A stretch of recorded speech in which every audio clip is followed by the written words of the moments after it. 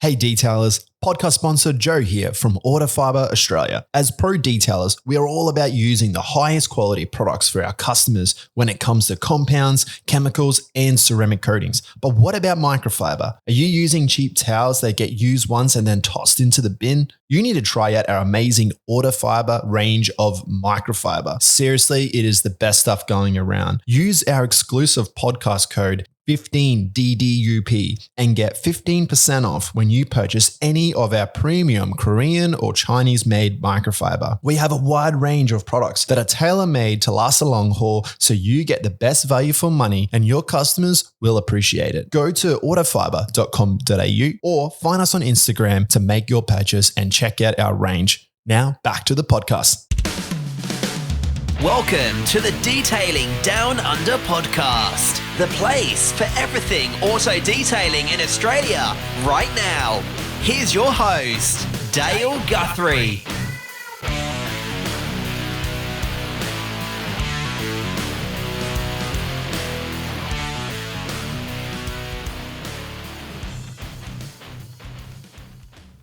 G'day and welcome to the Detailing Down Under podcast. I'm your host, Dale Guthrie.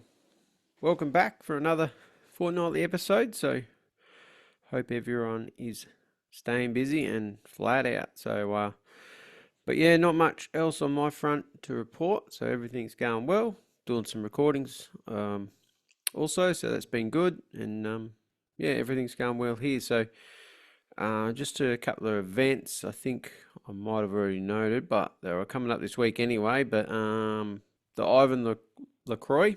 I think I mentioned a couple of episodes back, but yeah, he's out here with DIY Detail, part of which is part of Car Care Co. So we have Mark from Car Care Co at the start of the year. So yeah, he's doing a few attendances around the country. So he's got Melbourne. So when this comes out, it will be tonight. So in Melbourne, and then another one on the 1st, I think in Melbourne as well. So there's a bit going on, and then Friday night in Adelaide as well. So if you're not already know, check out Car Care Co. They'll give it some dates and where else he's going to be heading around the country. So cool to have Ivan in the country. So if you're a fan, go and check him out and say hi. So yeah, thanks Car Care Co for organising that one. So really cool. Also, for those who don't know, we've got MotorX. MotorX is on this week in Melbourne. So yeah, pretty cool show. I wish I could attend that one to have a look, but obviously I'm busy elsewhere, unfortunately, which sucks. So yeah, no doubt everyone's details there, taking cars there or cleaning cars for that already this week. So hope you're in the trenches on that one. So yeah, all the best for everyone attending and everyone entering cars. So definitely a cool event. Hope to get there one day and check them out for myself. So, but yeah, other than that, not a lot going on really. This episode though, so a little while back, I think it was last year, I was on this guy's podcast. So he's no stranger to doing a podcast and definitely talking about detailing. So we've got Mr. Alex Russell from the Detail Solutions podcast. So pretty cool to have him on. Yeah, we've been chatting ever since I've been on his podcast. So if you haven't heard about that one, I talk a bit about what I get up to. So it's a bit more detailed than my first podcast I did about what I get up to and the other side of me and where I come from and all that, sort of where I appeared from. So that was a good one. So it was always said I'd get him on mine to repay the favour. So and he's had a couple of Aussies on his already, so it was pretty cool to get him on. And he does a little bit as well, other than detailing, podcasting, and a little bit else with the company as well. So I'll let him explain it all. Let's welcome Mr. Alex Russell, all the way from America. Good evening and good morning to me. How are you? Yeah, it's almost good night for me. There you go. How you doing? Good, mate. Good to have you. Well, most people would know you from the Detail Solutions podcast. So Correct. yeah. So thanks for coming on. Other people would know me for just being better than Aaron Knox. So. People don't know him, Google that. So You need to listen to his podcast. But no, you had me on your podcast. So for those who didn't know, I might post a link in that. But yeah, I thought it'd be good. You had an Aussie guy the other week on your podcast as well. Yeah. So I thought, well, if you're doing not much, maybe you can come on and Yeah, we can have a no, I chat to feel you. like I think it's the Florida Aussie connection, right? I mean, I think Florida and Australia are pretty relatable and in the way that everything here is trying to kill you or eat you, and everything there's trying to kill you and eat you. So it's strange. Like I think Australia ranks third or fourth in my percentages of most listened to countries for the podcast. So I love having Australia detailers on, and it's easy because I can do it at night. It's early morning for them. It's one of the easiest time zone changes to kind of coordinate. No, it works.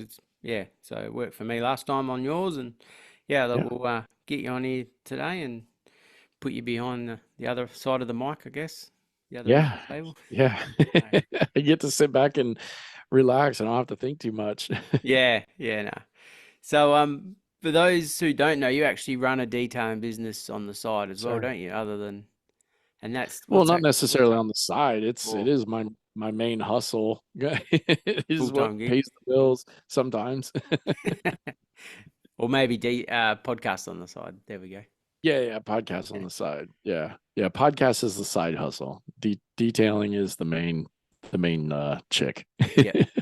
And what's that called, and how long you been doing that for? Oh man, so I'm going to tell you how lazy this is going to be how lazy I was with my podcast name. So my detail shop is called it's called Detail Solutions Auto Spa. Yep. It was actually a buddy of mine when I was still working at the car wash. And I'd already made the decision when the new management or the new owners were coming in, because it was bought out. Like a big franchise came and bought our little car wash chain, and I had already made the decision I was not going to work for them. They were cutting out detailing and kind of the general sales role that I was in, and I didn't want to be a manager again. So I was kind of talking with my buddy, and I was like, man, I'm kind of thinking of these names. And my buddy just looked at me and he goes, Detail Solutions. And I was like, what? And he's like, think about it, dude. He's like, you're the solution to detailing problems, or to people's details, right? You're the Detail Solutions. And when he explained it like that, I was like, it's really not that bad. It's so then, and I didn't want to be like Detail Solutions Detail Shop. I didn't want to have detail in there twice, and everybody was a detail shop. And, I had just started looking at different Facebook detailing groups and things like that. And I was like, man, these guys over in the UK and Europe, they call everything like auto salons. It's auto whatever. And I was like, man, I'm gonna call mine Auto Spa to be different, right? Like it's fancy car wash, the Auto Spa. I was trying to bougie it up a little bit. So yeah, so I came up with that, and then my massive creative mind, when I decided to do the podcast, just went Detail Solutions Podcast. Keep it simple. Keep it simple, exactly. Easy to remember. But now the hard part is when I talk to clients versus when I'm talking to people about the podcast, I tend to get the names mixed up. Which one am I? Okay, I'm the Auto Spa. Okay, so we're Detail Solutions Auto Spa, and then it's like the podcast. So I should have probably named one of them differently. Yep. And you just work for yourself, one man band? Yeah. Yep. Yeah, it's just me. I'm pretty small. I like to keep it. I'm not trying to, set the detailing world on fire like some of these guys in the industry are. Alan Medcraft explained it to me perfectly one time. He's like, dude, it's just lifestyle business for you. It keeps you in your lifestyle, keeps you happy, keeps you comfortable. So that's what it is for me. I mean, I'm not going to say that I still don't stress over, slow periods or, wish I was a little bit busier kind of thing. But at the same time, like, I look at some of these other guys out there that are really trying to grow their businesses, and, they've taken on these huge, um, overheads with buildings or employees or, multiple vans or, whatever. And, what they need to do a month just to survive is what I need to do a month to be comfortable, kind of thing, um so that's kind of how I look at it. But yeah, I like working by myself. All the years in the car washes, running car washes and working with, anywhere between, depending on the day, 15 to 20 people to 40 to 60 people, was fun and had a blast doing it. But now I just like being alone, like putting my headphones on, putting on a good podcast, or listening to some good music and just getting lost in some paint. Mhm. Yeah, I think I've used that term as well, the lifestyle, because I'm sort of similar in a way. Yeah. That's sort of my part-side gig plus podcasting plus my other gig that I do. So it's sort of, I think I did use that term once, Yeah, lifestyle. no, So I never thought about it that way until Alan had explained it. And I was like, yeah, that's right. I am just living a lifestyle. yeah. So then um, how long ago is the podcast? For those who don't know, like how long ago did you start that? So coming up on 4 years now. So it was the middle of 2020, and I always tell people, Mm. it's 2020, there's only pretty much two things to do in 2020, and that was start an OnlyFans or start a podcast. So I chose the one I wouldn't make money at, apparently. Because I guess these days anybody can make money on OnlyFans. Exactly. But no, like I had always, the podcasting thing is, I had always thought about doing a podcast. I mean, I even remember going all the way back to like the early days of podcasts before it was even really anything. And me and my buddies would be sitting around in the backyard around the fire pit, just, talking shit, just whatever. And I always told him, I was like, man, why don't we start a podcast? And like, oh, what are we gonna start a podcast for? And like call me all kinds of slurs and things like that. I won't repeat on your podcast, but I mean, that's how it was back in like 2000, what, 4 or 5 or whatever. But I always thought about that, and then like it always kind of stuck in my head, and I was like, man, I kind of love to do it, but um, I'm kind of an introverted person, surprisingly. Um, and it's hard for me to like be in a spotlight again, surprisingly, or like try to make videos or try to be cool on social media or things like that, right? But it was 2020, and I don't know, I just got into a point where there was a lot of detailers that I was following that I really admired and looked up to, or liked their work or whatever, and just wanted to get to know them better. And I didn't want to do one of those, like, shoot them a message in Messenger or whatever and be like, hey man, pretty cool stuff. Can we be friends? Kind of thing. So I thought, like, what better way than to like start a podcast and bring people on and find out, how they got into podcasting, why they got or how they got into Detail. detailing, or why they got into detailing, and what kind of things do they like, and this and that and the other. And um so boom, podcast was born. Hmm.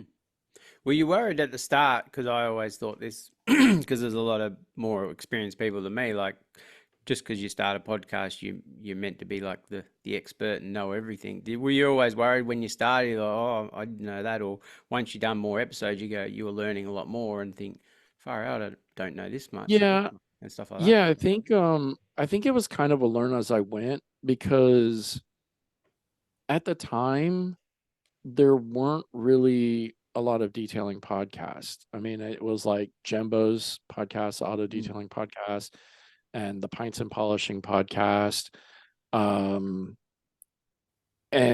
Rag Company.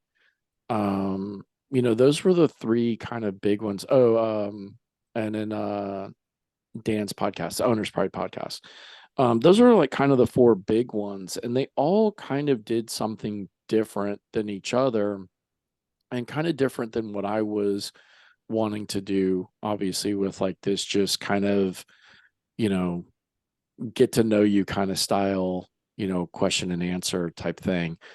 So yeah, it was kind of hard because I didn't really know who to kind of look to or where to find source material. Basically, what I would just do is, I just started, I didn't want to I didn't really want to spend any money in it because I didn't know if it would last, right? So I looked at, free podcast hosting places, right? And kind of fell on the one that you and I both are using because it had kind of the best reviews. It was owned by Spotify, had a lot of good and like decent analytics and had some good editing and stuff like that. And so I just tried it, you know. I mean, I probably with a couple of friends did, I don't know, 20 to 30 pretend podcasts with it, just trying to get a feel of it, just kind of having a telephone conversation, but recording it and seeing how it would go. Before I ever did the first episode. I mean, honestly, so the first episode I think came out, I want to say it was like towards the end of June, like around the 20 something or other. But I honestly started playing around with the podcast in April. Oh, wow. Of 2020. So it took me, almost a good 2.5, 3 months to get comfortable enough to go like, okay, let's just do the first episode. Let's play with it. And honestly, I had five guests lined up. I said, I'll do 5 and I'll see how it goes. And then I did 5 more. And I did 5 more. And I did 5. And by the time I got to 20, I was like, okay, we're getting some listens here. People kind of like this. Let's just roll with it. But my plan was always 5 at a time for the first 20. I was like, well, 5 and let's see what happens. 5 and let's see what happens. And then just kind of rolled from there. Yeah.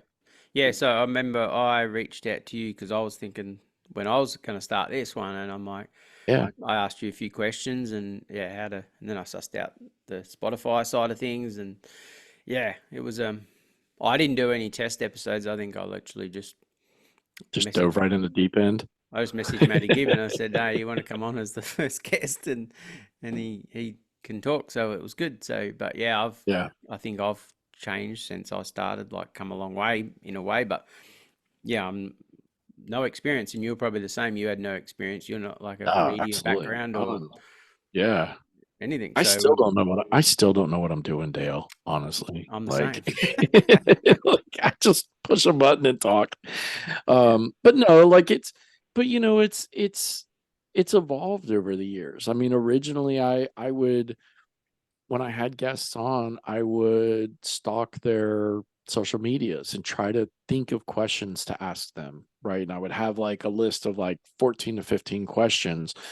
And it got a little hard because you know um you're trying to watch time, you're trying to watch, trying to figure out what your next question's going to be, but yet you're trying to listen to them to hear the answer to the question you just asked them. And so it was I don't know, I might have been 30 or 40 episodes in.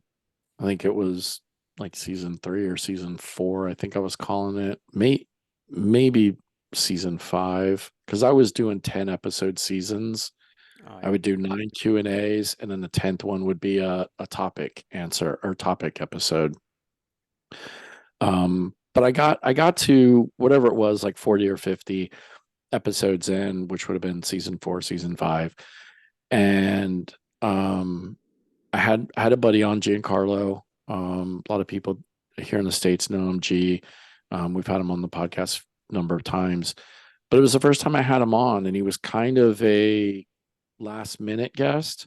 So I didn't have the time to kind of go through and do my normal, 10 to 15 questions.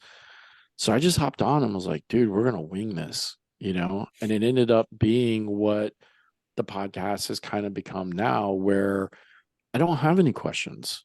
I don't have any, it's not planned out, it's not scripted. It's basically hit the record button, how'd you get into detailing? And then we kind of go from there with it. Um, the Q&A, or the what's on your mind topics, that one's still a little, I mean, it's still really, I don't have questions, but there is a little more into it because I do come up with a topic, and then I try to source guests that I feel are going to be the best fit to talk about that topic. Um, and then that's just trying to, like, corral cats, because then you got, 2 or 3, 4 guests plus myself, and trying to get everybody to get a chance to talk, and not one person taking all the time and not one person never saying anything. So, then that's more of, like, okay, so what do you have to say about this? What do you have to say about that? What's your thoughts? That kind of stuff. Hmm. What's your best number of guests, or what's your sort of the sweet spot for guests? Dude, one-on-ones are the easiest. I don't know. I like the one-on-ones. But on topic episodes, I feel like it needs to be more round-tabled.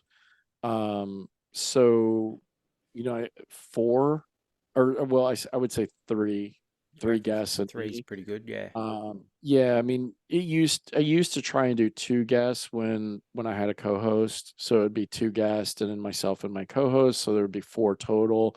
And then that was a pretty good round table. There have been times when there was 3 guests and then me and my co-host, and that just, 4 boxes on the screen look better than 5 boxes on the screen. So yeah. So right now that I don't have a co-host, I would say 3 guests and me would be a sweet spot for kind of a round table topic episode. Yep. No, that's good. Now I forgot what I was going to say. Oh, the other thing I wanted to talk to you about as well. So you've taken on, what's the Aquatech? What's the go with that? How did Oh, that all yeah. become about? So Aquatech's a ceramic coating company here in the States, that a couple of my buddies, who got fed up doing other coating companies or working for other coating companies, and decided, they said, hey, we can do our own, do the whole, for us, by us FUBU thing, for detailers, by detailers, or by detailers, for detailers, however you want to do it. So they started it way back when, I don't know, probably late 21, early 22, playing around with some different products and stuff like that. So in October of 22, Mike had reached out to me and said, hey, we're doing this coating. I'd like to send you some and see what you think about it. And I said, okay. At the time I was C Quartz Professional certified. So I said, yeah, send me some. So he sent me some samples, and, I found a client that was looking for a deal, and I said, well, I'll throw this other stuff on there and see how it does. Really liked it. It was super easy on, super easy off, great shine, hold up. So I would use it on and off, when I wasn't doing a C Quartz Professional job, if I had somebody who was looking for something a little bit cheaper, because here, C Quartz Professional, we had map pricing here in Central Florida, between myself and the 3 other detailers. We all couldn't go under $2,000 for coating car. So if I had somebody that, it was a little bit more expensive, or they didn't want to, spend that much money or whatever, then I would go, well, look, I've got this other coating. It's, so far it's great. No issues with it. No problems. Works great. Looks good. Um, but I don't have matte pricing on it. So I can throw it on your car and do it for $1,500 or $1,800 or whatever. And then in August, it might have been July of last year. Like you guys probably get the heat like we do, right? Those, Yeah, in certain parts. I had a guy on the yeah, other last step. He was in Cairns, and that I think pretty much is very similar to Florida. Not that I've been to Florida, but from what it sounds like it's probably similar weather. yeah. So I mean, we were having those 115-degree days with 90% humidity. And I was like, fuck this. I'm over. Sorry, can I Yeah, swear on you're your right. Yeah, podcast? Yeah, yeah. okay. So I was like, I'm done. I can't do this anymore. So I started reaching out to some people. First person I reached out to was Rennie. Um, and I hit Rennie up and I said, listen, I said, Rennie, I need to get out of the shop, man. I need a job with a company. Like, how do I do this? Right? Like, do I send a resume? Like, help me out. Like, what do I need to do? Right? Like, Rennie's a good mentor. I love the guy. He's done a lot for me. And Rennie's like, Alex, you don't need a resume. You are the resume. Like I'll help you out. This, that, and the other. And this was before we went for the Air Force One project. So actually, it might have been even before. It might have been in June because the Air Force One project was in July, early part of July. So it's probably in June.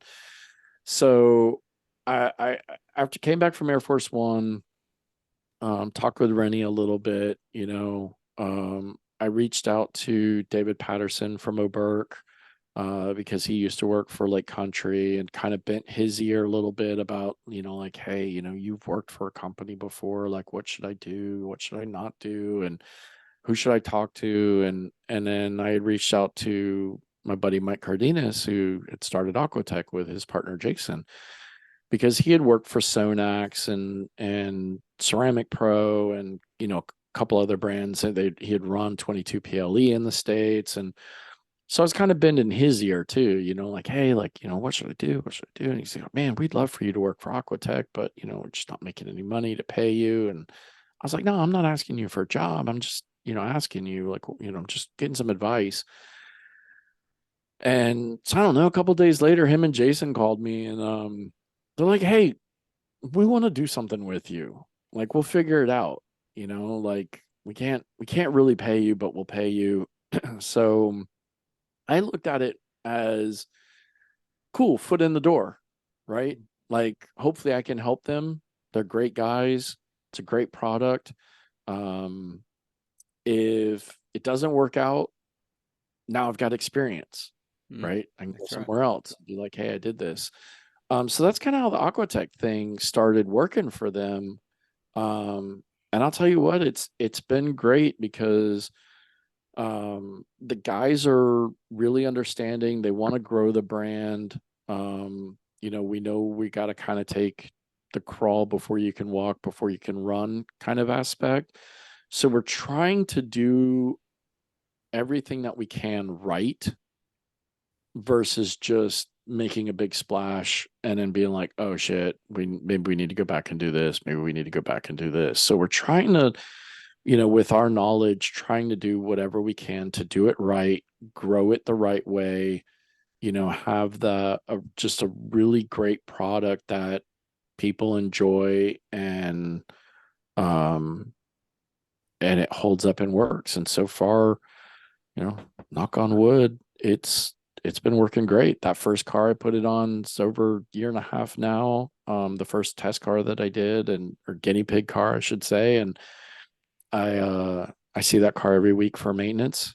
It still looks great, still beads, cleans easy. Customer loves it. So I'm happy with it. So yeah, that's kind of how the Aquatech thing happened. So that's kind of side gig number 2. Because they pay me, but they don't pay me kind of Yeah. thing. It's Do you not reckon enough. they with like obviously with your knowledge of people now and that you've known through the podcast, would that have helped got you that gig? Obviously, you reckon as well? Because you can sort of help promote I it in a think way. so because the whole reason me and Mike became friends was because of the podcast. Yep. Mike had listened to the podcast and had done like a lot of people had. Mike reached out to me on Messenger and was just like, "Hey man, like a fan of the podcast, love it. I'd really love to chat with you if you'd love to have me on. Here's my phone number." And I called him right away. I mean, like I do with most people, if they send me a phone number, I'm like, let's do it. Like, let's get you on. When can we do it? And me and Mike became fast friends. And this was well before, they had ever even asked me to send them, for them to send me samples of the coding because they were getting ready to release it. And then, way before they had ever, asked me to come on as part of the team. So yeah, I mean, me and Mike became friends because of the podcast. So I definitely think that the podcast was, very instrumental in me getting that gig with Aquatech. Yep. And even just, yeah, the amount of people and even or meet through the podcast, I can vouch for as Yeah. well. Like, it's pretty crazy. So, Yeah, and probably, it's yeah, and maybe explain for those who don't know and listen to your pod about the Air Force One project. Oh yeah, so the Air Force One project. So Rennie does that. He's been doing it for the last 20 years now. Rennie Doyle, I'm sure everybody knows Rennie. He has the Detailing Mafia, and so 20 years ago he was asked to come and look at the Boeing Museum up in Seattle, Washington, where they have the original Air Force One plane, which is the plane that was President. Shoot, I forget all the presidents. So I think it was Johnson and Kennedy, Ford, Nixon, or something like that. But I mean, it was the plane that carried Nixon home from Texas is the big, I guess, claim to fame for it or whatever. So they were looking for somebody to come in and kind of, maintain the vehicles because they were out sitting out in the sun all the time. And so Rennie had pitched this thing like, hey, we can do it and we'll do this, do that. And so over the years, as he kept doing it year in and year out, and as they started the Mafia, they started bringing in part of the, some of the Mafia members to kind of come help and do it. So now it's become this big thing, the Air Force One project. They go out there every year. Not only do they clean up the Air Force One plane, but they also clean up some other planes. They have like they have one of the Concords there in the Boeing Museum. They have a couple of, I think they had like a B-19 bomber. They had a B something else like, World War I, World War II style bombers.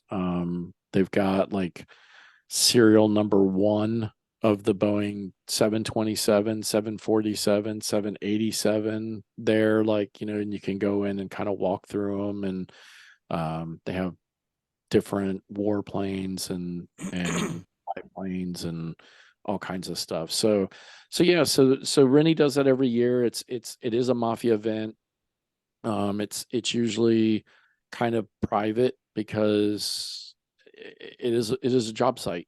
You can't just have everybody willy-nilly walking around. It is a job site. It's, he has to have crazy amount of insurance for that, like 2 weeks that they go out there for and everything. But he invited me out and to come out and do some podcasting there for a day. And so we at the time had the great opportunity of, raising some money because it wasn't in our budget last year. We had already kind of blown our budget money on travel. So we did a little fundraiser and raised the money, and me and my ex co-host was able to go out there and spend 2 days. Well, we went out there one day, spent a full day, and then left the following day. But we were able to go out there and do some podcasting and watch them, how they clean, how they polish the machine or the planes and things like that. So it was a cool event. It sounds pretty cool. Are you going again this year? Is it on this year? I'm not sure. So Rennie invited last year. He kind of said, hey, I want you guys to come back next year. But I don't know. I don't know what I'm going to do this year, obviously, with kind of things being a little bit different. And um, I'm trying to do maybe some different travel this year if I can. So I'm not sure. I haven't made up my mind yet. Have you do you like doing the sort of the live podcasts like on location, different ones? Because that's something I love doing when I can. It's not easy. Yeah, I really do. I feel like the I feel like the energy is better when you're actually in the room with the person or sitting at a table with the person versus kind of doing it like we're doing it now, over a video chat. And most of mine, actually all of mine are kind of done the same way yours are done. Um, I'd love to have a $200 million Spotify deal like Joe Rogan, so I could fly people. Hey, just come on down for the weekend. We'll hang out. We'll record a podcast, or I could fly to whoever and do a podcast. But we're not there yet, No. So so it's got to be done video. So Uh, Another one is like I meant to bring this one before about the guests. How are you going with uh, guests these days? Because I'm all right, but my scheduling's probably a little bit harder than you. You're home every night, probably yeah. trying to do that. So Q&As are pretty easy to get guests because everybody kind of wants to come on and talk. Topic episodes are getting a little bit tougher because the one thing I always try to do is not be stagnant or stale. And I don't want to have just the same people on over and over and over again. And we've done that in the past, and it's not necessarily I felt was a bad thing, but there was a lot of times when certain people just were the best people to have and come on and talk about that topic. And unfortunately, they're the same people to talk about this topic and that topic or whatever. Um, so lately I've been trying to get different people and new people. And it's just getting harder and harder to do. So yeah, I don't know. That's the tougher one is the topic episodes. The Q&As, like I said, I can pretty much reach out to anybody and be like, it's your turn. You're free Friday night at 8 p.m. Eastern time. Let's go. You Yeah. Do you sort of like try and chase product companies? Because that's something I try and get on just because I use this more of a promotional thing for brands Yeah. and detailers. Like, come on and explain what you I do, and yeah, yeah. I what do it, and I don't. Um, I mean, I started doing the product spotlight thing way back mm, when. Um, and I always tried to do it where maybe like once a month we'd have a product come or somebody from a product come on and we'd do the product spotlight. Just try to open our listeners up to a new product or maybe a product that they had heard about but didn't really know anything about, or maybe they knew it and used it but they were using it wrong, right? Um, like when we had um oh god, no, I'm brain farting. On his name Cole. When we had Cole from Sonax on, and Cole told us that basically everybody is using Perfect Finish wrong because Perfect Finish is designed for a rotary. It's not designed for the DA. They actually have a DA version of Perfect Finish, but it's not called Perfect Finish. It's like some weird like numbers and letters or something like that. So, that was kind of cool having him on and telling people like, hey, we appreciate you using our product, but you're using it wrong. Like great that you're getting good results out of it, but still using it wrong. Um, but not so much anymore. Like it's kind of getting harder. I mean, I know there's a million and one, and every day there's a new brand coming out or a new, product coming out, but I feel like it's getting a little harder to try and get people on for that. So I don't chase it, but if somebody is, I know somebody in the team, or I know somebody that's a part of the brand or whatever, and I can get them on, cool. If not, like, usually people reach out to me, like a couple of the ones I just had recently, Stark Yacht Care. They reached out to me through Instagram as well as lithium auto elixirs reached out to me through Instagram, just kind of, hey, fans of the podcast, would you be interested in having us on? And I'm oh, I'm pretty sure you're the same way. If somebody asks you to come on the podcast and it makes it a whole lot easier for you, you go, yeah, let's do it. 100%. So Yeah. yeah. So if somebody says, hey, I want to come on the podcast, I'm like, okay, when can we do it? Let's set it up. Yeah, my hardest part's trying to schedule them in. So everyone's Yeah. happy to wait, but but yeah, sometimes I try and have certain ones. Try and mix it up. I'll have some products and some details, and then maybe something else. So just try and keep it fresh. So but yeah, no, that's good. Who would you say is probably one of your bigger guests or more favorite guests? Um, Or one that God. went well, like a good sort of So there's a lot of them that went well. It's hard to say, because there's different ones, right? Like I could say, like, having Jen Turcotte on after she left IGL was huge, right? It's the most listened to one because everybody wanted to hear, why Jen left IGL, what was going on, and it was probably the most real that mm, Jen had ever been on any podcast, because she wasn't attached to a brand for once, and she didn't have to be careful of what she said or how she said it or things like that. Um, there's an episode that we did that we called turning a negative into a positive, with my good friend now, Michael Hine. At the time, Mike was a huge podcast listener of ours, and um, he had heard a podcast where me and my co-host had got a little blue in our language, and he thought we were better than that. He kind of held the podcast on a pedestal, so to speak. And so he left a 1-star review on Apple, and it bothered me. It bothered me.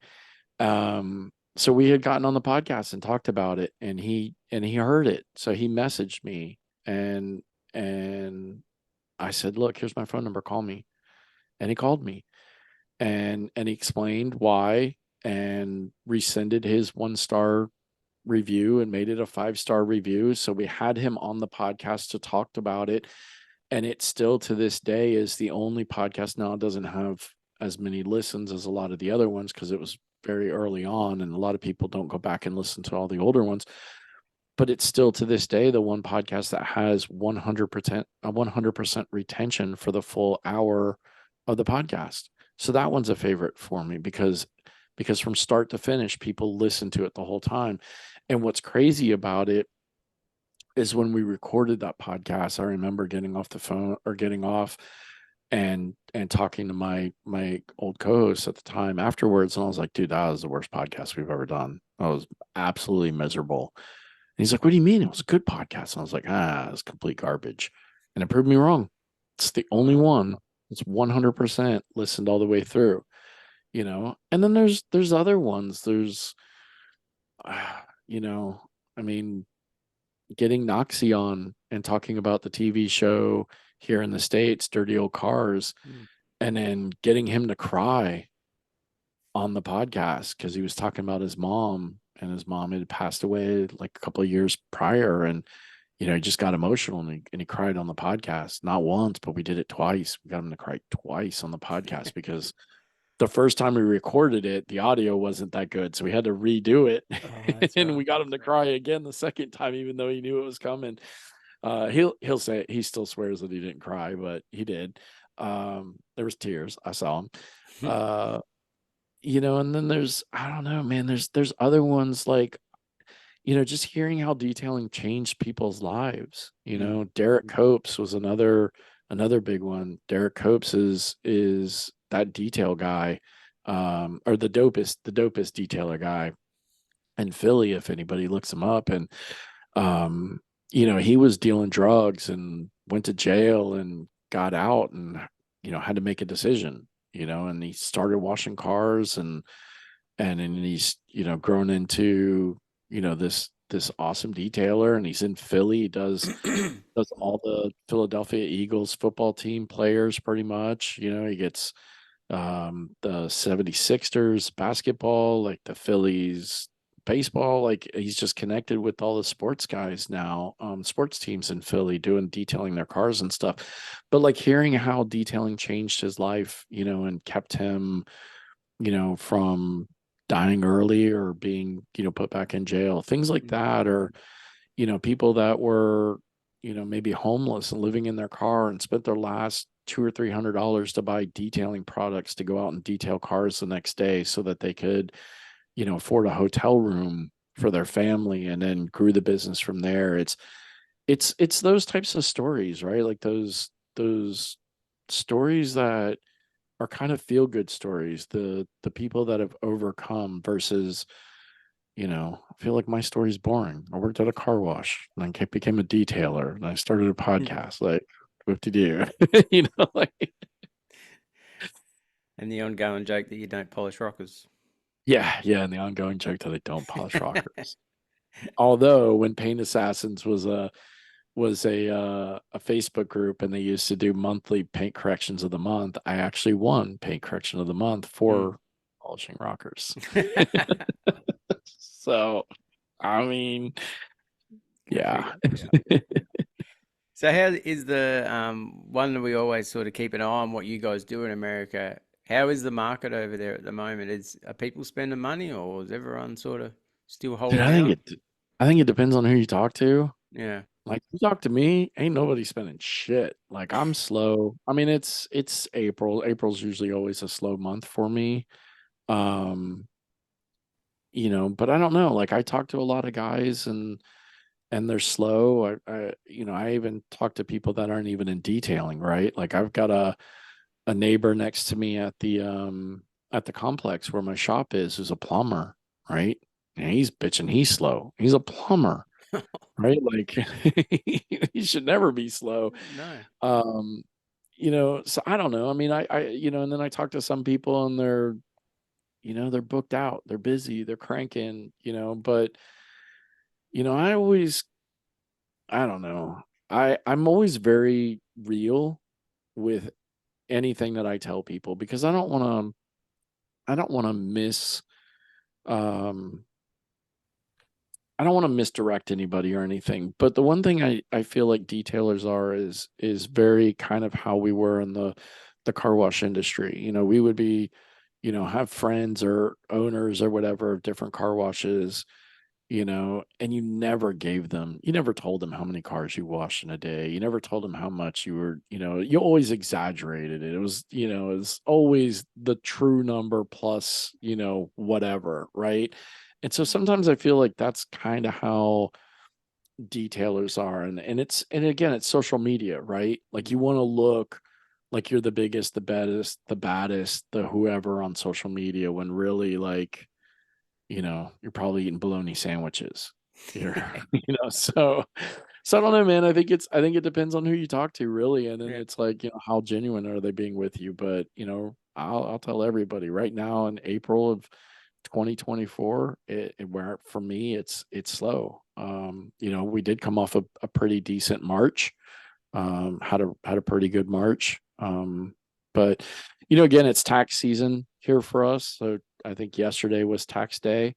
Um, and then also it's an election year here for us. So that always gets people a little worried about what's going to happen. So they tend to hold on to their money a little bit. Um, so yeah, we'll see. Hmm. See how it goes. Do you start picking up towards in your summertime? Does that get Yeah, so happening? hopefully next month. Usually it's May, June, July are kind of like the three busy months, and then like partly into August. August is usually when the kids go back to school here. Um, so usually it'll kind of dip off a little bit and then kind of pick back up like September, October, and then usually November, December, you kind of get that end of the year holiday, slow down. Yep. No, nice. So I was just trying to look earlier who if we had an Aquatech in Australia, but The small Not yet. little We've had company? a couple of people that have reached out to us wanting to try it. Um, but I don't know if Jason sent any product to him yet. We're still I know there was some people that tried it early on down there, and seemed to like it. I don't think they stayed on with it because it's obviously a lot to ship it from the States. So, Mm. and we're just not at that point yet where, we can have distributors or whatever. So we're still playing around with it. There's a couple of people in Europe that we've sent it to that have, reached out to us about it. Letting them try it and see how they like it. We do pretty we do have a couple of um installers in, I think, Brazil. They were there before I came on, and there's a girl in Mexico that's come on as an installer now. So kind of like South America, Central America is kind of coming on a little bit, along with North America. But we really haven't been able to make that real jump yet into like international yet, because again, it's hard to ship it from the States. It just Mm. gets expensive, and unless we feel like we get somebody who's like a good legit distributor, to come on and buy product and then let them kind of sell it in their countries or their, what regions or whatever.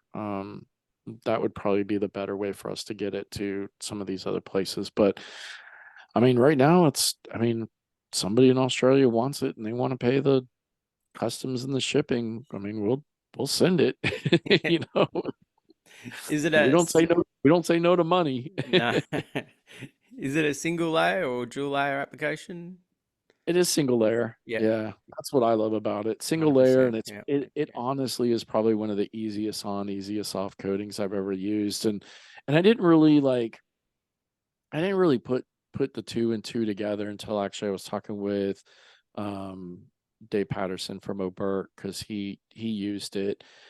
And so the best way that he described it, and then it totally made sense for me, is it goes on easy like a softer coating, right? Like your 7H, kind of your more forgiving type coatings, right? But it reacts and works like a true 9H coating. So that was the thing he was saying, was hard coatings always seem to be a pain in the ass to install, but softer coatings are easy to install. And so he goes, you guys have a hard coating that installs like a soft coating. So he goes, I really like that. So, and then when he said that, I was like, oh, dude, you're so right. Because every hard coating I've ever used seems to be an absolute pain in the ass to install. Mm. But this one is such an easy on, easy off that you don't like. I've had a couple of guys try it out and they're like, this shit ain't gonna last 2 weeks. I was like, why? I've got it on a car that's almost a year and a half now. What do you mean? It's too easy, man. Anytime it's that easy, it doesn't last. Too good to be true. Yeah, and I'm like, I don't know what to tell you, man. I got it on a car for over a year now. I mean, it's coming up on a year and a half now, but at the time I was like, it's been on there over a year and it still looks great. Still works, no problems. Oh, that's good. So what are your travel plans for this year? You going to SEMA? Yeah. Um, I'm going to SEMA. Hopefully on Aquatex dime. If not, podcast will pay for it. I told Jason and Mike they need to pay for me to go to SEMA this year. Because it's hard to podcast at SEMA, right? Like it's not easy to set up a booth or to get a booth, first of all, and it's not cheap. And then when you are there, I mean, I did it last year where I walked around with wireless mics and tried to do the best I could, but it's so hard. You just get caught up talking and then you forget to like put a mic on somebody and record something. So hopefully Aquatech will pay for it this year. So yeah, I'll definitely be at SEMA. In like 3 weeks, I'm going to Marietta, Georgia for up to Knox Noxie's place up at that's right. Reds Yep. for the Jess Car Angel Wax training, just because the Angel Wax guys are great guys to be around. And then Noxie's Noxie, and Noxie was like, dude, why don't you come up and we can go do some live podcasting, we can hang out and bullshit or whatever. So so really the Reds deal is the only thing that I have planned for podcast wise. SEMA should, like I said, should be Aquatech. And then I don't know, I'd like to do something else. I don't know if it's going to be the Air Force One project again. I don't know what it is. I kind of feel like I might want to do something a little different. So I'll see. I want to do something maybe kind of after summer, August, September time, maybe. Kind of, because then that'll be kind of like a little bit of a slowdown here. Haley will be back in school. It'll be easier to kind of take off for a couple of days and go somewhere and maybe get some podcasting done. So I don't know. I'll have to see what's going on. No, nice. Well, because you're no different to anyone else, I thought I'd throw you the 6-stage questions I ask everyone. So, be interested in your thoughts. So, Yep. have you got time for these? I got all the time in the world. All right. Don't fall asleep on me. No, it's only 9 o'clock here. We're good. It's not my bedtime yet. Oh, okay. What was can you remember your first ever detailing job? First ever? Like ever? Ever. Ever. Oh, geez. Or maybe your new shop or something when you started. So Bar. So ever would have been at the car wash, and it probably would have been a hand wax of some sort, because when I worked at the car wash and I got into the detail shop, new guys in the detail shop always started with express services. So hand waxes, carpet shampoos, seat shampoos, super cleans, interior details, bullshit. The full details were for the guys that had more experience, like the guys that have been there for a while, because this was 95, 96, so no DAs whatsoever, all rotary, so and not like cool rotaries like we have now, like 100-pound like Makitas and DeWalt's and Milwaukee's, solid blocks of steel. Yeah. So first ever probably would have been a hand wax with a 16-pound orbital, lugging that thing around the car. First detail I did in my shop was I don't remember the year, but it was a maroon, like one of the newer style Ford T-Birds, I believe is what it was. So I guess it would have been like maybe a 2010-ish or so. I don't know. It was a client that I had from the car wash that just like bought and sold cars, and so he had picked up this car, and after I left the car wash, he followed me to my new spot and said, "Hey, I need this one detailed." So that was the first one I did, and with Detail Solutions Auto Spa after I left the car wash. Nice. Favorite polisher? So I'm a Rupes guy. Yeah. I've always been a Rupes guy. But my favorite polisher is the Mark II, the 15, the LHR 15 Mark II. That's what I've got. Yeah. I don't like the Mark III. I'm just not a fan of the trigger on it. I don't like the 100-foot long extension cord on it. It's just stupid petty things to not like it, right? Like, but primarily I don't like the speed dial. The speed dial is open, and I tend to ride up high on the handle, so that little piece of skin in between your thumb and your forefinger always kind of catches the dial and either speeds me up or speeds me down, just kind of depending on how I tilt or hold the machine. So that's why I like the Mark IIs, because the speed dial is thin and it's inset, and I don't speed it up or speed it down when I'm working. It just stays where I set it. Did you get to use the new cordless one at Seaman? Did you jump on and have a crack? I did not. Uh, I did not. I watched them use it. I'm still waiting. So Jason Brennan with Rupes is a friend, and he lives close by. I'm still waiting for him to tell me that he's got some time to come to the shop, because here's the thing. Like when you go to SEMA or when you go to MTE, like Rupes brings Fiat hoods, and it's just, it's a polishing pad and it's a polish, and you just get to polish, right? I want to put it to work. I want Jason to bring it to my shop when I've got something that needs a cut, because I know battery technology is getting really good, and it's getting a lot better, but I know one of the downfalls or the negatives towards the Flex is a lot of people say that it's not as torquey, obviously, as a cordless, as an electric, right?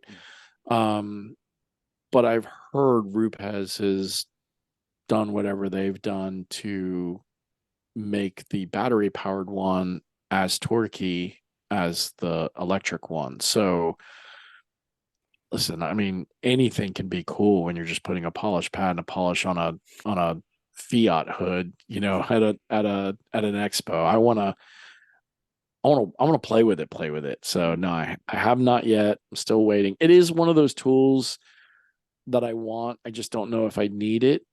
And the fact that I have 3 LHR Mark IIs and I only ever use 1 and 2 are always backups, I don't know that I need another tool just because it looks cool and it's battery powered. Yeah. So until I get want money, when I have money that, like, things that Alex wants can pay for, I have to stick to paying for things that Alex needs. I love that, because you used to say that I think your wife says, do you want it or do you need it? Is it going to make me Come money, back when you or is need it? it. Yeah. Yeah. No, I She'd say, even say come that. back when you need it. I say that to my wife. She still says that. Yeah. Yeah, she still says that. I'm like, yeah, no, I need it, or I don't need it, but I would like it. But Yeah. So it's always a comeback when it's needed. yeah. So. And she goes, you already have like 3 other machines. You don't need one. So yeah. Mm. Oh, it'd be interesting. They're not here in Australia. They're just about to launch. They're Okay. coming soon. Keeps coming. So I think, yeah. Yeah. Well, I know they had some setbacks after SEMA. Well, not setbacks. I think they had some changes after SEMA, just I think from some feedback with people. I know there was a trigger issue. So they had to go in and fix that, and I think some other things. So it pushed a setback here in the States too, that I think a lot of people kind of bitched about because they did the pre-order. I don't know why you would need to pre-order it. I mean, I look at it as like people that pre-order the iPhone, right? Like, you're still going to get it the same day that I'm going to walk into the Apple store or into the Verizon store and just buy one. Like, like, Yeah. what do you need to pre-order it for? So I heard the other but yeah, week too, they'll come in a big box with pads. I think it was like 4 yeah, pads polishing. yeah. And So it comes then as a whole kit. I think they're going to work down to then tool only and batteries and charger, and then Yeah, eventually it's going to come with a plug-in cord. yeah. So the one that's out now is the kit. So what you get is you get the machine, you get the 2 batteries, you get the 2 battery chargers, you get the plug-in cord, because that's what makes it the hybrid. And then you get I can't remember if it's 2 blue pads and 2 yellow pads, or just one. Yeah, it's like one of and each. the new intermediate pad as Yeah, well. and It's then you like get 4 pads. yeah, okay. So maybe it's 2 blue, 2 yellow, and then you get the 8-ounce spot, or well, I guess the 250 mil blue bottle and the 250 mil. So you get the cut and the fine, or whatever, the blue and the yellow. And then it comes like in a nice little bag kit or whatever. Mm. Which surprisingly, I didn't think it was that expensive because I thought it was going to be closer to $900 or $1,000 US, and I think they're selling in like the 750 range for all that, which I thought that was pretty cheap. I mean, a I think a Mark III is like 400 and something dollars just for the tool, you know. Yeah. So $300 more, you're getting a full kit, you know, and a battery tool. I didn't think it was too expensive. I don't know what it's going to be your guys' price or anything, or what the Pretty much conversion is. double whatever you guys Okay. are. Yeah. Yeah. So I heard about 1700-ish to 18 for the Okay. first kit. So yeah, Yeah. but no, it'd be interesting. So Yeah. do you have a like a favorite, like a dream car or a car that you'd always like to have? Like personally or in the shop? No, just personally, if you could afford anything, what sort of car would you like to buy? And it changes all the time. Um, the older I get, the more less I want something stupid, you know?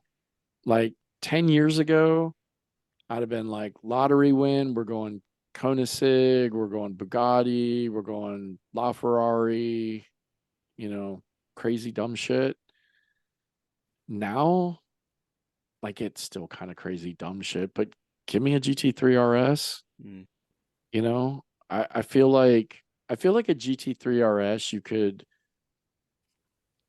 I don't necessarily want to say daily because I don't think it would be a comfortable daily, but I feel like you could drive that car and put miles on it more so than a Ferrari or a Lamborghini, right? Because Ferrari and Lamborghinis, you put more than 10,000 miles on them and they're like, you know, Well, garbage. yeah, Try to trade them in or try to sell them and get any money out of them or anything like that. Like I feel like Porsche would still kind of, you know, hold up. So but I don't know, you know, like, you know, part of me is kind of old school Porsche. You know, give me the bad boys turbo, you know, Porsche, the 80 or what the 94, the 95, you know, turbo 3.6, you know, black on, just you know. And then other times I'm like, you know what? My RS3 is a mm, badass little car. Like I'm fine with that. Let's just, you know, put some better wheels on it and give it some more power or something like yeah, that. So I don't know, man. Like I said, it's the older I get, the more I kind of not want something crazy and stupid. Like if I were to buy a Ferrari, I think I'd maybe want to spend, you know, 100 grand and go get like a 355. I love those cars. I love the F355, you know. Um, and I mean, I'd spend 90 to 120K all day on one of those cars because it's a badass car, you know? Yeah, it's not a 488 or an F8 or whatever they're up to now, but um, so yeah, so it's hard. It's hard because every day it changes. mm, mm. Ask me tomorrow and I might be back on Bugattis and Koenigseggs. No, that's all right. Do you have a favorite detailing tool or a product? I have a bunch, honestly. I mean, so again, my LHR 15 Mark II is pretty much my favorite tool right now. I mean, I feel like that tool makes me so much money. And it's where, you know, kind of going back to pricing, you know, and again, I don't know what I mean, if $1,700 is the equivalent of, you know, $750 or whatever that tool is selling here for, I don't get why people bitch about it. You know, like people bitch about spending $400 on a Rupes machine, so they go buy Max Shine for like $150 or whatever. That's going to break on them like every 6 months. And people, I feel, don't realize how much money those machines are making them. Mm. My LHR 15 Mark II is from when they first came out in 2000 and that would have been 2016, no, 2017 or 18, I think. I bought it when they first came out because I had ESs before that. I had 21 ESs and I decided to go down to the 15. So I bought Mark IIs, or I bought one Mark II. Um, that machine over what, 6 years has made me, I don't know, well into the six figures over that time frame. Mm. Yeah. I mean, I've had to replace some brushes here and there. Yeah. Yeah, not much. The I don't know what it's called, not the capacitor, the thing that spins around on the inside part of the motor that touches the brushes to make the electricity. Oh yeah. I wore that down so far that the guy who replaced it for me was like, "When did this stop working for you?" And I was like, "Yesterday." I was like, "Why?" He goes, "I don't even know how it was working yesterday." He goes, "I've never seen a machine this worn down." And I was like, "All right, so can you fix it or do I got to buy a new one?" And he goes, "I can fix it. It's a $200 part." I'm like, "Fix it." So for like $200, he made the machine like brand new Brand again, new. like whole new motor and everything. And, and machine kept running, right? Still runs to this day. So, you know, I bought a $400 machine. I've maybe, or 6 years, I've maybe put $300 in parts in it, and it's Mm. made me well into the six figures. So yeah, I can't go wrong with that machine. The machine that's going to make you the most amount of money is the best machine for you, the best tool for you. Um, Product. I mean, got to give a shout out to Oberk. I know you guys don't have it down there, I don't think. Yeah, we do. Yeah, I actually Yeah. used it Okay. at the Yeah. when the Chicago Auto Pros and Jace they Okay. Yeah. had it on, and I actually was impressed with it. So Yeah. I It listen, it's great. I've been a fan of it since get go. Before I even knew Patterson and Chris were running it, and now it's just Patterson. But um, for what I do, and I mean, I don't do a lot of hammered cars. Everything I do is easy peasy work for the most part. It it it it'll handle everything that I need for the most part. And again, I feel like it's the product that makes me the most money because it's an easy cut. It finishes down great, easy to wipe off. It makes me money. That's for me. It's what's going to make me money are my favorite things. yeah. I mean, yeah, there could be a great story behind how the brand came, or it could be great people behind it or whatever. But is it a product that makes me money? Yeah. Okay, then it's my favorite. No, pretty much. I feel like I feel like Oberk is that thing that I can pretty much put on anything and it works for me. Mm. Um, Now, yeah, there are times that I've had some things that were a little bit needed a heavier cut or an extra cut, and I had to go jump up to something else. But for the most part, 90% of the vehicles I do, 95% of the vehicles I can do with Oberk and a DA and my Rupes DA, and customers happy and I get paid, and that's all that counts. Nah, I think I used it on a white Merc, and yeah, Merc paint's usually pretty hard. So yeah, I Yeah. was quite impressed with it. I'd never used it, so it was good to try it. So Yeah. yeah, It works yeah, great with a micro. It's the cuts really meant more for a microfiber pad. And that's where I feel like I get the best results is the Oberk cut with the microfiber pad. nice. So, um, biggest tip for a detailer starting out these days, if you were to do it all again, what would you? Pay attention to who you follow. I followed some of the wrong people in the beginning. Do your due diligence.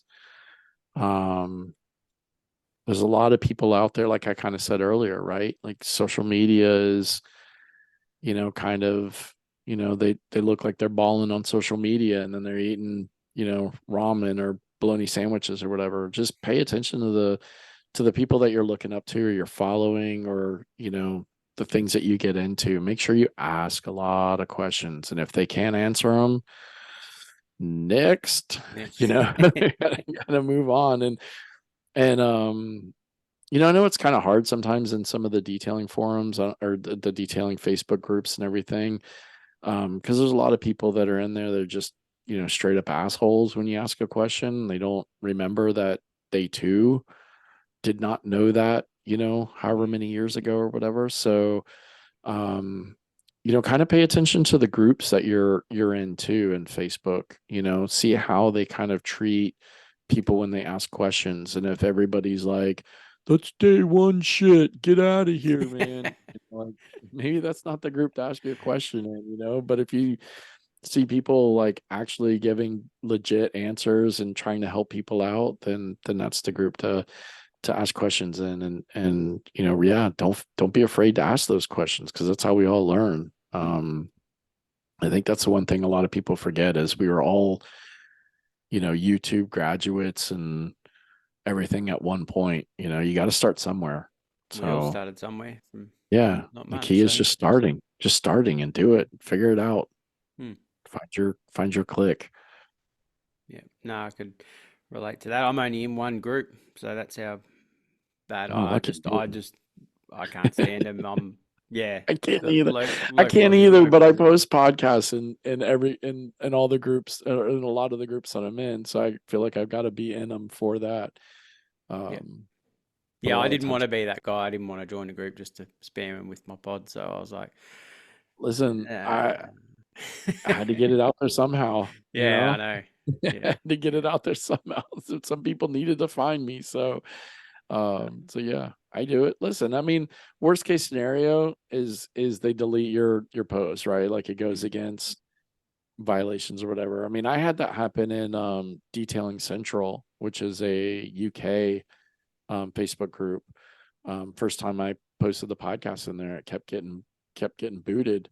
Um, and then I think I'd said something to Rudy about it, and I think Rudy knew one of the admins, so Rudy kind of went to bat for me or whatever. And then after that, they let me post up there all the time, and the fact that I've had a few of UK detailers on, I guess, kind of helps too. So once you start having people from that country or that region or that whatever on, then they start letting you Yeah, right. post your stuff in the group. So yeah.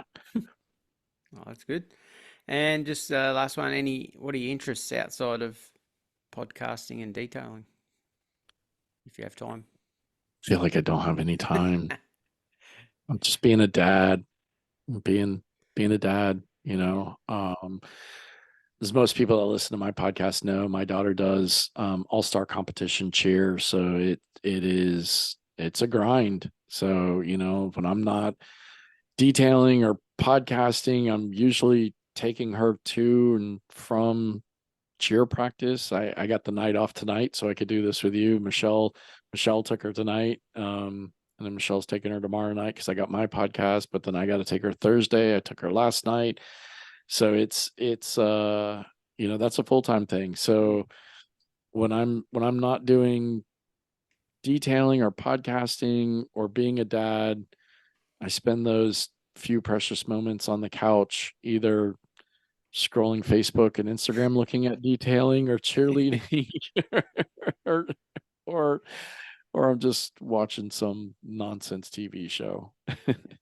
That cheerleading thing's pretty big over there, isn't it? That whole It's huge. It's the yeah. it's the biggest waste of money I'll ever spend.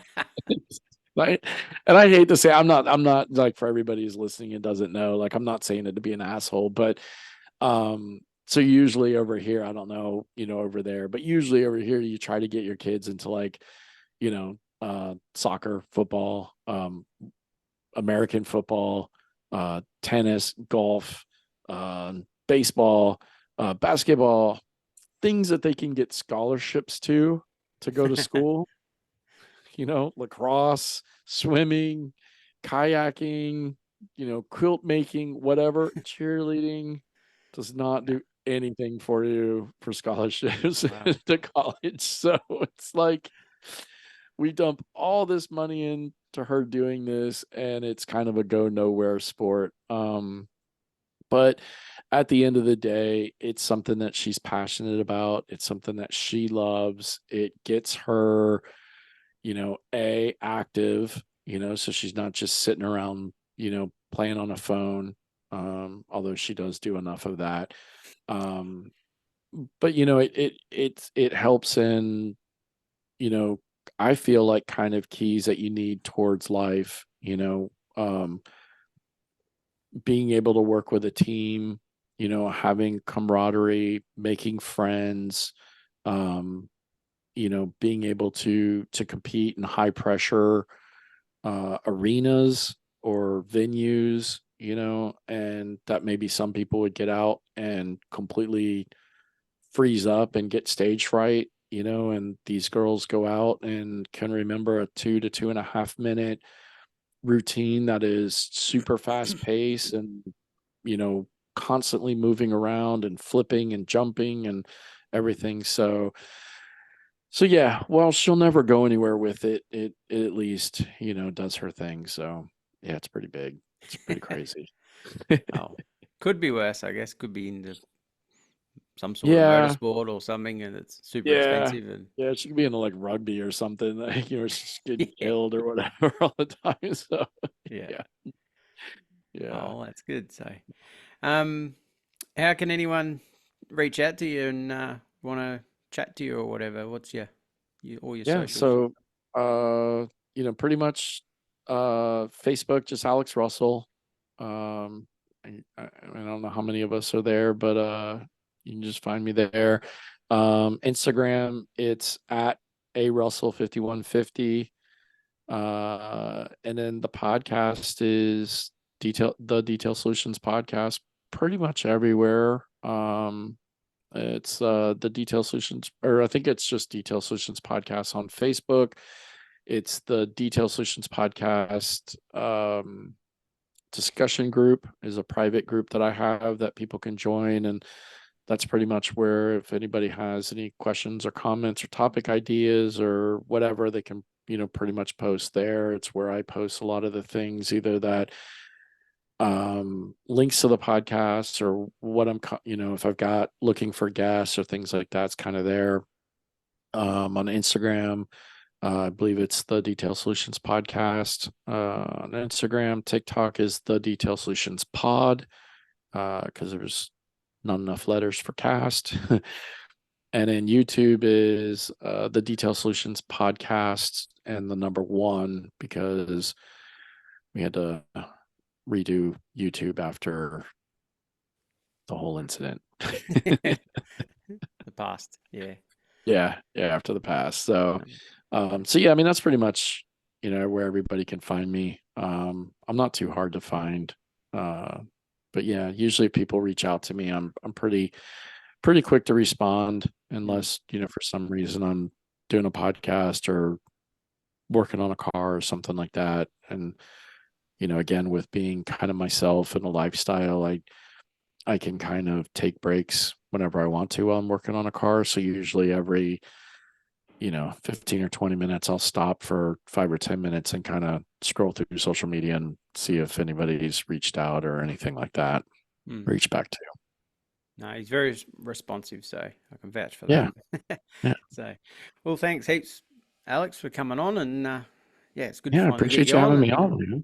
Yeah, bit of payback, which is good. Get you to meet the Aussies. So yeah, the other way around. So, yeah. I feel like I know probably most of them anyways already. Yeah. But no, it's good. It's always fun to be a guest on somebody's show and not really have to worry about all the stuff that you and I normally would do. Yeah. So yeah, it's good. That's stuff. what I found coming on yours. It was sort of, shoes on the other Yeah, foot. you gotta get to sit back and not really think about much. You just sit back and answer questions. Yeah. Pretty much. So yeah. All right, we'll wrap it up and I'll let you go. And thanks Sure. everyone for listening, and we'll talk soon. No, appreciate it, buddy. Thank you. Awesome. Cheers, mate. All right, Thanks. Take See care, ya. buddy. Bye. That was another episode of the Detailing Down Under podcast. Subscribe now for everything auto detailing in Australia.